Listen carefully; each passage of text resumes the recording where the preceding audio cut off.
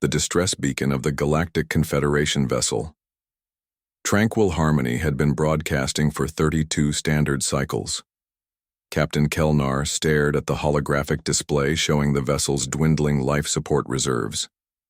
His translucent blue skin had lost its luster, and his four eyes blinked in fatigued sequence. "Status report," he wheezed to his communications officer. Officer Tallis touched her neural interface. "No response from Confederation outposts. Our signal is reaching across 17 sectors, but..." Her voice trailed off. "But what?" Kelnar asked. "We're receiving a response ping from an unregistered fleet approaching from Sector 9. The navigation officer swiveled in his gelatinous chair. "Sector 9? That's the prohibited zone." A heavy silence fell over the bridge.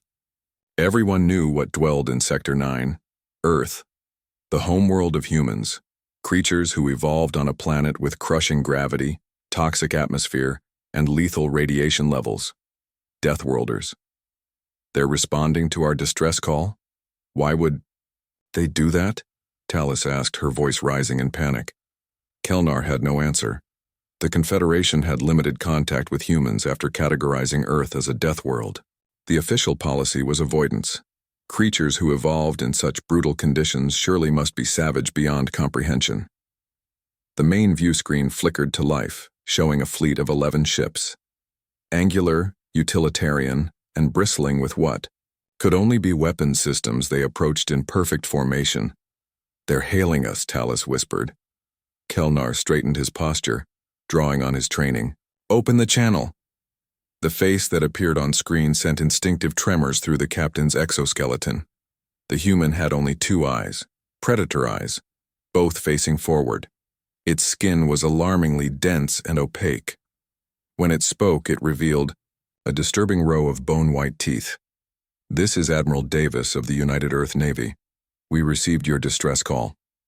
What's your situation?" Kelnar hesitated only briefly. "Admiral, this is Captain Kelnar of the Confederation vessel Tranquil Harmony. We've suffered catastrophic engine failure and are stranded. Life support will fail within 3 cycles. The human's expression didn't change. We'll be alongside you in 40 minutes. Prepare your crew for evacuation." The transmission ended abruptly. "Captain," the science officer said quietly, "allowing humans aboard our vessel violates at least 17 Confederation protocols." Kelnar's antennae drooped. "And what would you suggest, Officer Pren? That we politely decline their assistance and asphyxiate?" No one answered. When the human ships arrived, they didn't dock as expected. Instead, a smaller vessel detached from one of the fleet ships and approached the Tranquil Harmony. Through the viewports, the crew watched in fascinated horror as 3 humans in environmental suits exit their craft and propelled themselves through space directly toward the Tranquil Harmony's emergency airlock. "They're swimming through vacuum," Officer Tallis whispered. "Jetpacks," Officer Pren corrected, though he sounded equally unnerved. "Portable propulsion units." The humans entered through the airlock, their heavy footsteps echoing through the ship's corridors. When they removed their helmets, several crew members gasped. Up close, humans were even more terrifying. Their skin slick with moisture, their movements quick and deliberate. The leader approached Kelnar. "Lieutenant Rivera, my team needs to assess your engine situation." "Our engines are beyond repair," Kelnar explained. "We hit an untraceable quantum fracture. The primary containment ruptured." Rivera frowned. "Show me." Against all expectations, the human engineers didn't immediately abandon the Tranquil Harmony as a lost cause. For hours, they swarmed through the engine compartment, their bodies seemingly indifferent to the heat and radiation that had forced the Confederation crew to evacuate that section. Officer Pren monitored them through security feeds. "They're repairing the containment vessel, by hand, in those conditions." Kelnar watched silently. According to everything he knew about Deathworlders, these humans should have boarded their ship, slaughtered the crew, and claimed the vessel as salvage. That was the logical expectation for creatures evolved in an environment of constant competition and scarcity. Yet here they were, working tirelessly to save a ship of aliens who feared them. "We've stabilized your containment system," Rivera reported 12 hours later. His uniform was stained with various fluids, and a burn mark crossed one cheek. "It won't get you home, but it buys you another 30 cycles of life support." "Why?"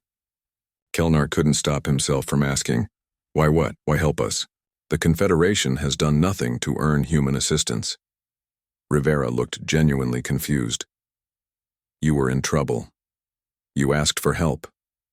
That's all there is to it." Another human, Engineer Malik according to her name patch, joined them. "Admiral, Davis says we can tow them to Outpost 7. We'd need to modify their hull to accept our grapples, but it's doable." Kelnar's antennae twitched in surprise. "That would take you weeks off your course." Rivera shrugged. "We've got the supplies, unless you'd prefer another solution." 3 days later, the Tranquil Harmony was secured to the human flagship with massive metallic clamps. The human engineers had worked continuously, taking shifts but never stopping.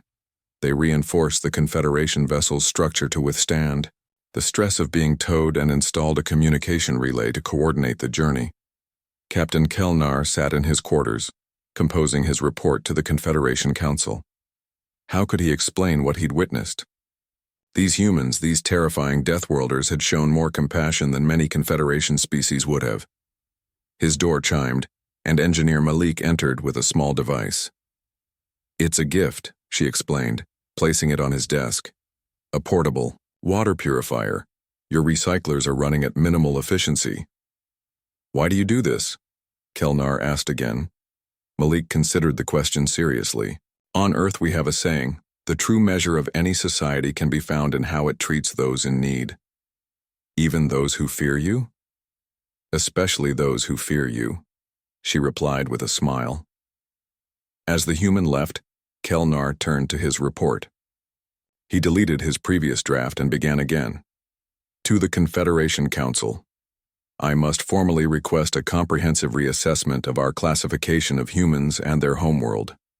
While Earth may indeed be a death world by our standards, it has produced something unexpected, a species whose harsh evolution has not made them cruel, but rather instilled in them an extraordinary commitment to the survival of others. When we cried out for rescue and saw their fleet approach, we feared the worst. We were wrong." He paused, then added, "It seems that in some cases the crucible of a death world forges not monsters, but heroes."